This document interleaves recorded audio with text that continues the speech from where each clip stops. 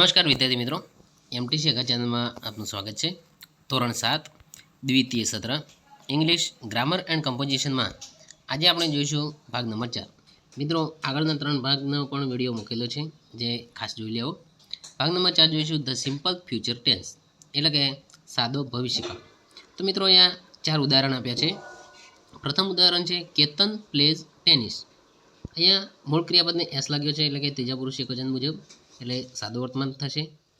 બીજું વાક્ય છે કેતન પ્લેડ ટેનિસ યસ્ટરડે. તો મિત્રો અહીંયા હાઇલાઇટ કરેલા 2 અક્ષર છે, પ્લેડ એટલે કે ઈડી લાગ્યું છે, અને યસ્ટરડે શબ્દ એટલે યસ્ટરડે એટલે ગઈકાલે, તો સાદો ભૂતકાળ થશે. ત્રીજું વાક્ય છે Ketan is playing tennis now.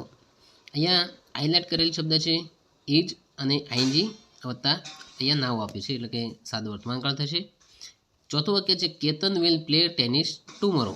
Tomorrow એટલે આવતીકાલે, તો અને આગળ મૂળ ક્રિયાપદને આગળ વિલ લાગ્યું છે, એટલે સાદો ભવિષ્યકાળ થશે. તો મિત્રો અહીંયા જે કાળ આપ્યા છે એ એના ઓળખવા માટેના શબ્દો છે કે યસ્ટરડે હોય તો ભૂતકાળ થાય, નાવ હોય તો વર્તમાનકાળ, ટુમોરો શબ્દ આપેલો હોય તો ભવિષ્યકાળ થાય. અહીંયા એક્ઝામ્પલ જોઈશું. I will teach you English. અહીંયા મૂળ ક્રિયાપદ ટીચને આગળ વિલ લાગ્યું છે, એટલે ભવિષ્ય, હું તમને અંગ્રેજી શીખવીશ. Number 2, Sneha will go to Delhi tomorrow. Sneha આવતીકાલે દિલ્હી જશે. Mister Patel will meet me in the evening. Shri Patel મને સાંજે મળશે. Mrunalini will dance next month. Mrunalini આવતા મહિને નૃત્ય કરશે. તો મિત્રો અહીંયા વાક્યરચના તમે જોઈ શકો છો કે સબ્જેક્ટ એટલે કે કર્તા પ્લસ વિલ પ્લસ મૂળ ક્રિયાપદ પ્લસ અન્ય શબ્દો. તો આ રીતે સાદા ભવિષ્યકાળની રચના બનશે. અહીંયા ડબલ્યુએચ વાળા પ્રશ્નો જોઈશું આપણે.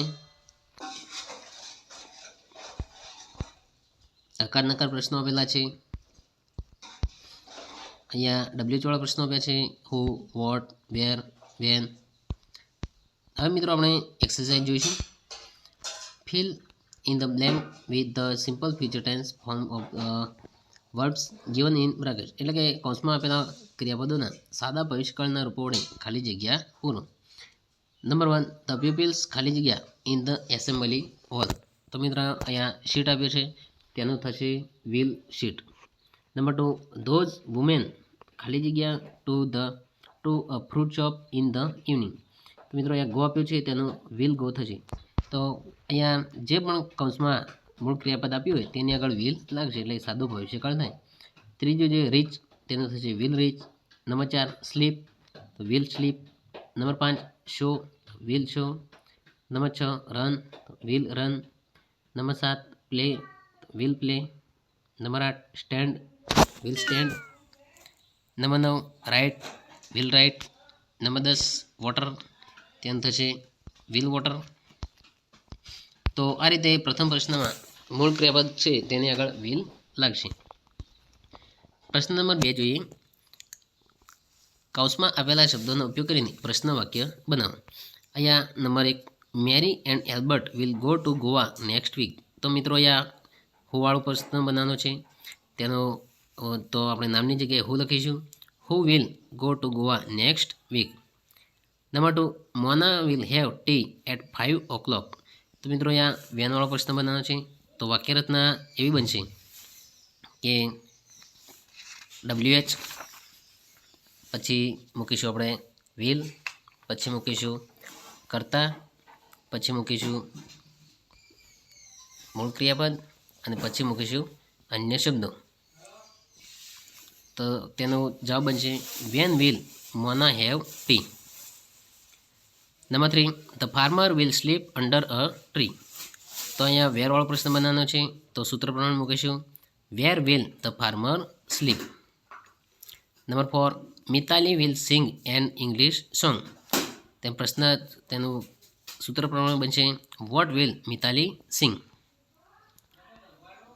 Number 5, Deepak will meet the teacher tomorrow. તો મિત્રો અહીંયા હુ વાળો પ્રશ્ન બનાવવાનો છે, તો નામની જગ્યાએ who will meet the teacher tomorrow. Number 6, Tarak will draw a picture of a C.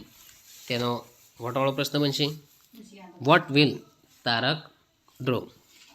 Number 7, the boy will play football in the park. તેનો વેરવાળો પ્રશ્ન બનશે where the boy will play football.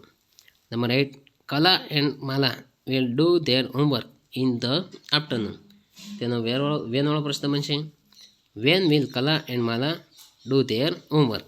Number 9 Raj will go to the temple. તેનો વેરવાળો પ્રશ્ન બનશે where will Raj go. Number 10 Kiran will go to Patan next week. તો વેનવાળો પ્રશ્ન બનશે when will Kiran go to the Patan. તો મિત્રો અહીંયા સૂત્ર પ્રમાણે આપણે પ્રશ્નો બનશે. તો મિત્રો આગળના પ્રશ્ન નંબર 3 અને 4 આગળના વિડીયોમાં જોઈશું. Thank you.